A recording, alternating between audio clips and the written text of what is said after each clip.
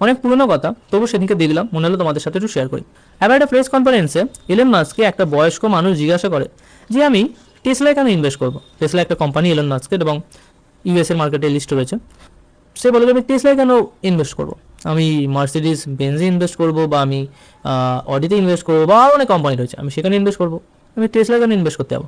অন্য কেউ হলে হয়তো অনেক কিছু বলতো যে না এইটা ভালো সেটা ভালো। এলন মাস্ক কিছু বলেনি, এলন মাস্ক চুপচাপ ছিল। কিছুক্ষণ পরে রিপ্লাইটা এরকম দেয় যে আমিও অনেক মানুষকে বলেছি টেসলায় ইনভেস্ট করতে নয়, তার কারণ টেসলার প্রাইস প্রচুর হাই, তবুও তারা আমার কথা শোনে না, তারা তাও ইনভেস্ট করে। এতটা পর্যন্ত ঠিক।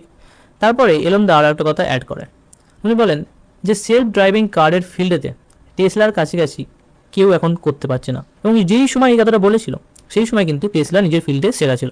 এখন হতে পারে অনেক কোম্পানি আসছে, চাইনিজ কোম্পানি বা জাপানিজ কোম্পানি এগিয়ে আসছে, কিন্তু সেই সময় সেরা ছিল। এবার বিষয়টা শেখার এখান থেকে এইটাই যে তোমার কাজের ওপরে বা তোমার ওপরে অসংখ্য মানুষ প্রশ্ন করবে এবং সন্দেহ করবে, এটা তোমাকে মেনে নিতে হবে। কিন্তু তুমি যদি নিজের কাজের ওপরে আর নিজের ওপরে বিশ্বাস রাখো আর জ্ঞান থাকে, অভিজ্ঞতা রয়েছে, তাহলে সব কিছু ঠিক হয়ে যাবে। আর তুমি যা যা চাও তোমার কাজের মাধ্যমে তুমি পেয়েও যাবে। এটাই হলো বলার।